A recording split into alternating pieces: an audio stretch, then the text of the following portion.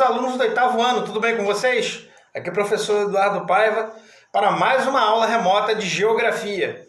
Encerrando já esse terceiro bimestre, né?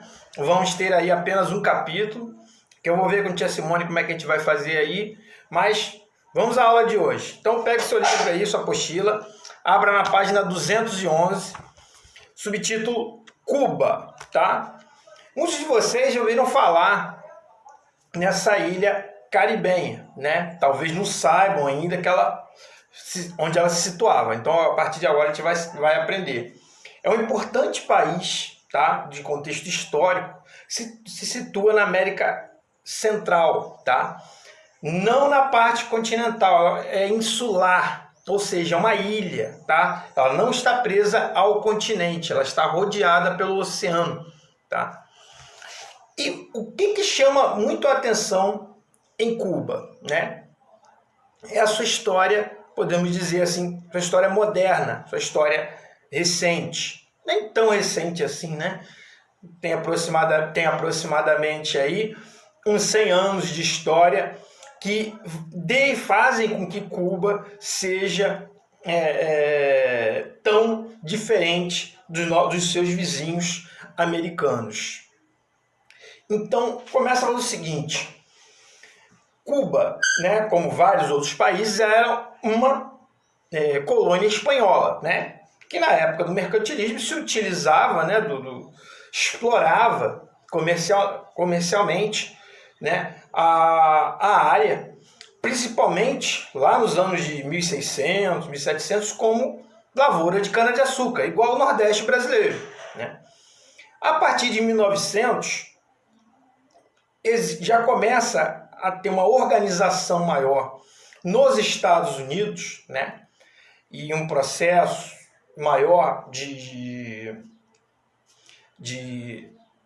uma expansão geopolítica, né? E a doutrina na época, né? A geopolítica da época, que é a América para os americanos. Então, na verdade, é uma frase, né? Que ela tem vários sentidos. A princípio você pode estar pensando que a América, continente americano, a América que está falando dos Estados Unidos para os norte-americanos.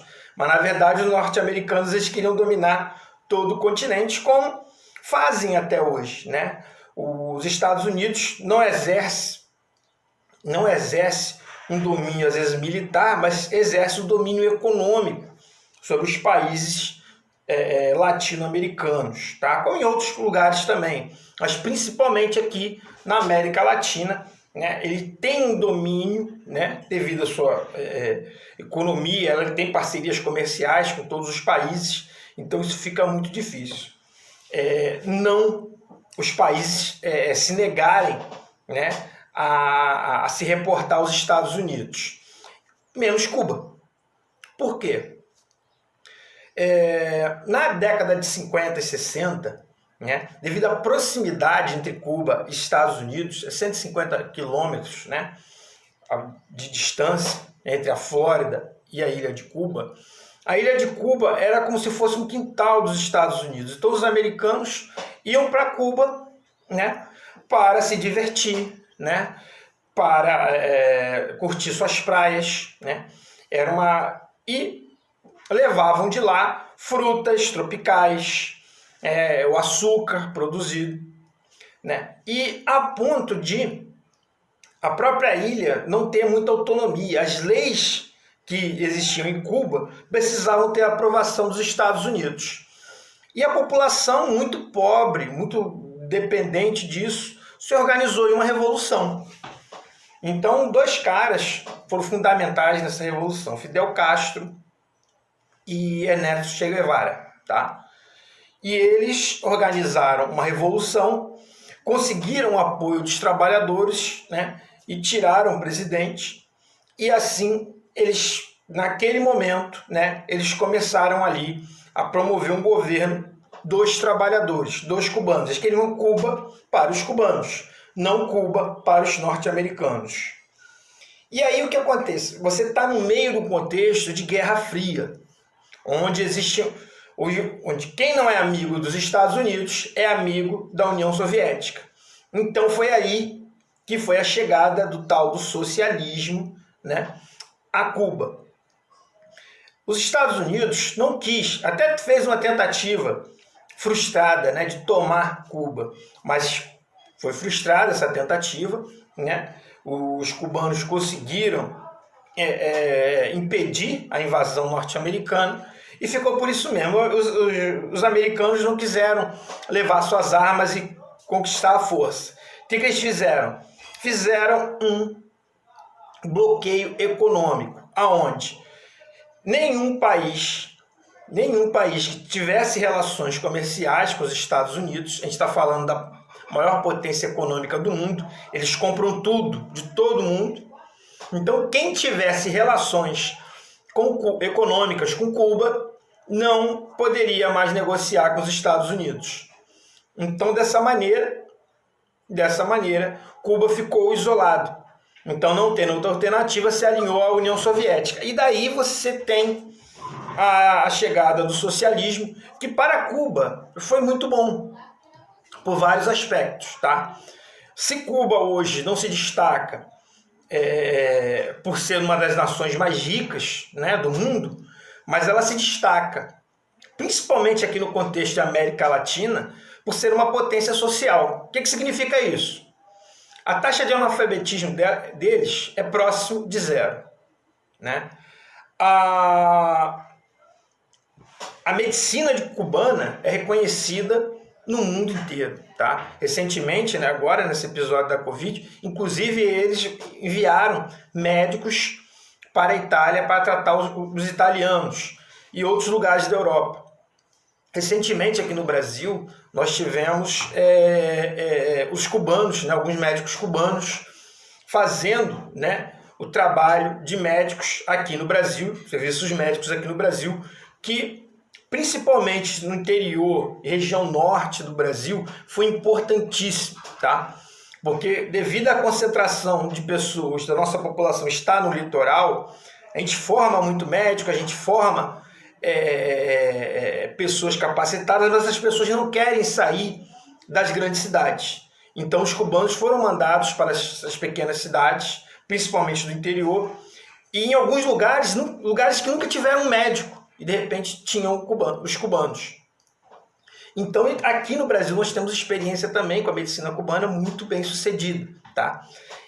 O índice de mortalidade infantil também é o segundo país com menor índice de mortalidade infantil nas Américas, só perde para o Canadá, tá? O Canadá tem um índice de 6 mortos para cada 1.000 nascimentos, 6 crianças mortas, Cuba tem 7. Então quando você olha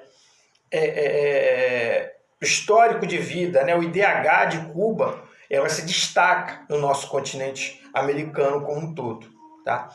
Agora, em compensação, também não vou falar que são só flores, né? Você tem um regime de um partido único, político de único, onde você não pode contestar o governo, né? Você tem várias agressões aos direitos e liberdades civis, né?